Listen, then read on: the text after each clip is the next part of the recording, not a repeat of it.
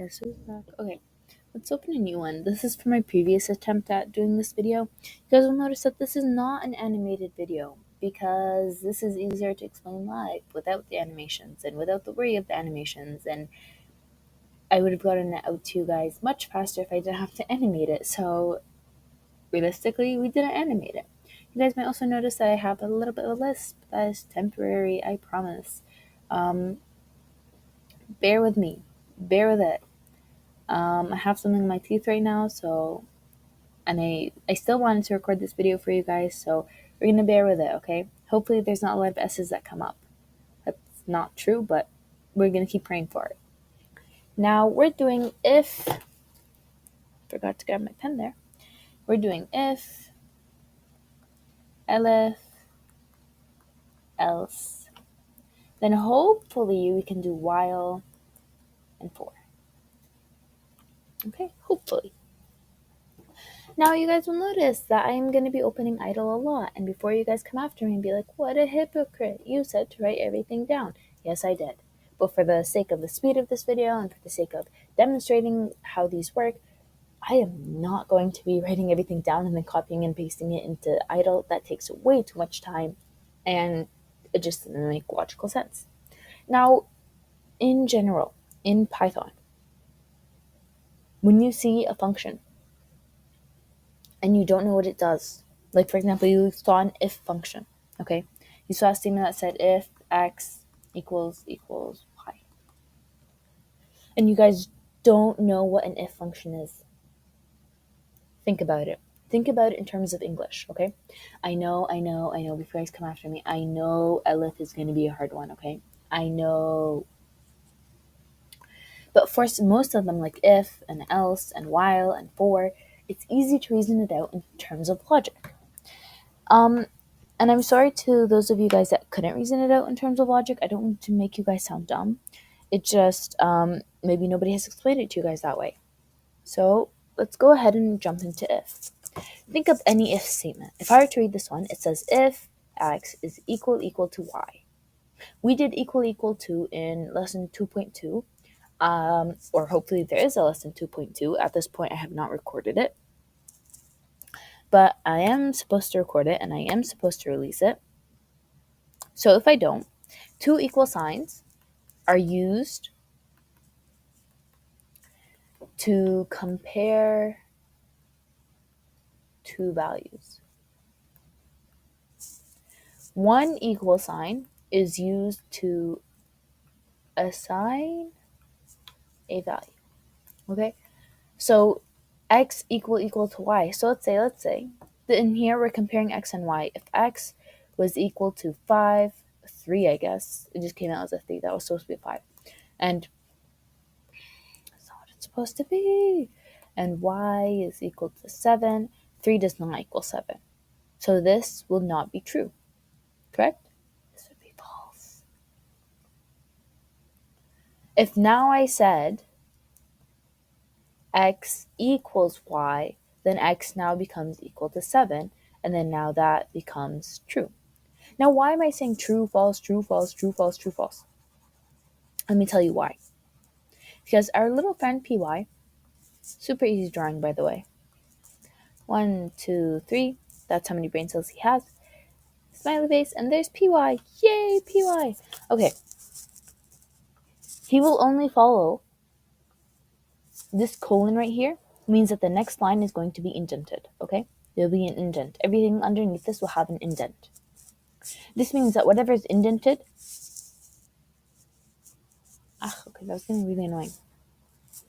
Whatever is indented underneath the if statement, that's what we call it, an if statement, will only run if this if statement is true, okay? So if x is equal to 5 and y is equal to 3, this will be false, and anything underneath the if statement won't run, okay? But if this is equal to 5 and y for some odd reason is also equal to 5, then this will be true, and this will run. So let's say this says print x equals y, and so it will print it. If it's false, then it will skip over all of these codes and go whoop, straight to the next unindented line. do an example. Okay? Let's do guess is equal to 4. My guess is equal to 3. I guess it's kind of ambiguous, but I'm kind of guessing that you guys guessed 4 and my guess was 3 and you guys are just really bad at guessing. So if guess is equal to my guess, remember you treat it as integers, my guess, print, yay, super enthusiastic, yay. Okay, let's run module. Let's see what that does. Nothing. Crazy. Why? It's because this is false. Now let's change your guess to be 3. Let's say for some, actually no, I changed my guess to be 4 to make you guys feel like winners. Okay? Let's run it. Yay! And it printed. That's because this statement became true. Now, what if I wanted to have more than one if statement? I could go if guess is equal to my guess minus 1. We can add brackets. My guess minus 1. I actually don't know if this is going to work, but we're trying. Print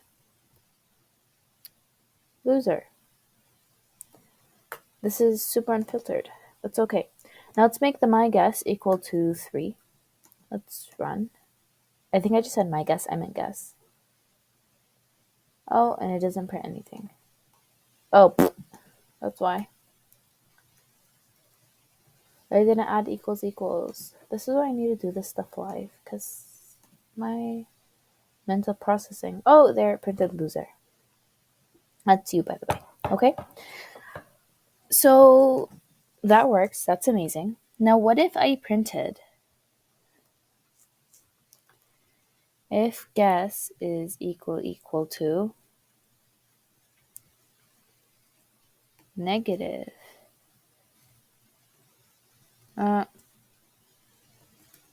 negative 1 times my guess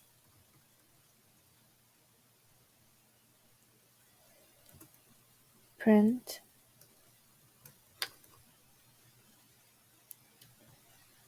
why did I put a bracket?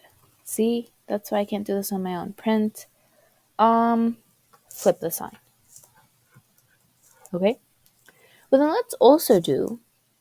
let's change up this one a little bit. If my guess is equal to my guess minus 2. Okay, let's say my guess is 1. Let's say the guess you guys gave me is negative 1. Let's run that. Crazy!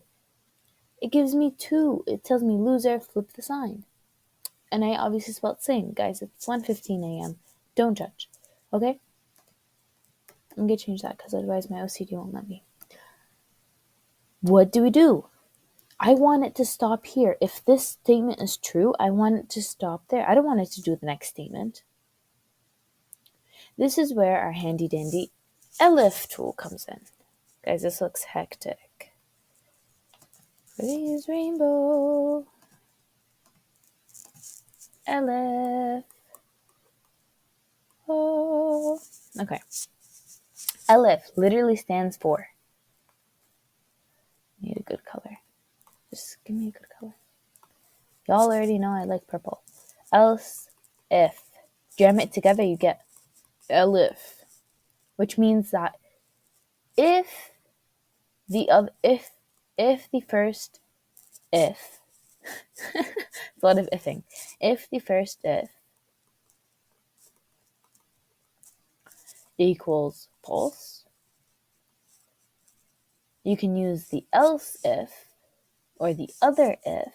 I know it's really weird grammar.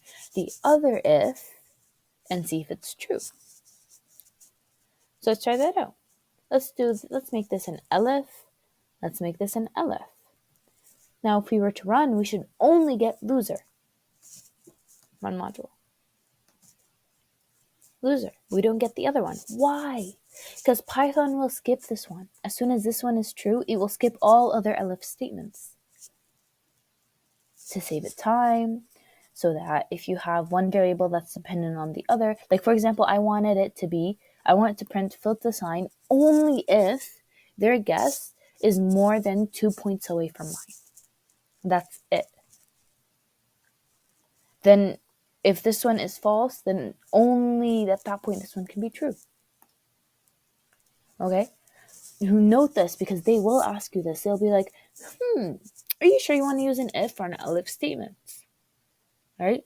When we did, back in the day when we did our coding courses, they would ask us those types of questions, and they'd be like, explain why you used an elif and not an if statement. And you have to explain it. So remember why you use if and elif statements.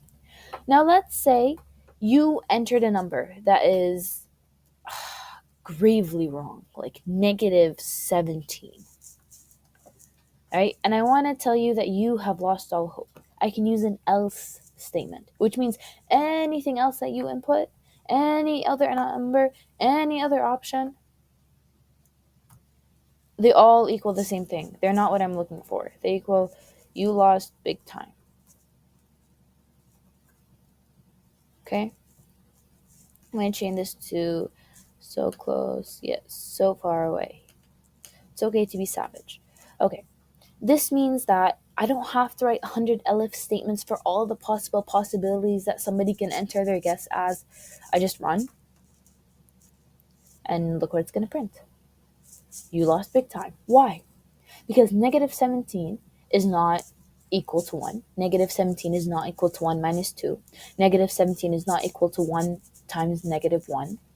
So anything else will go into you lost big time. Let's try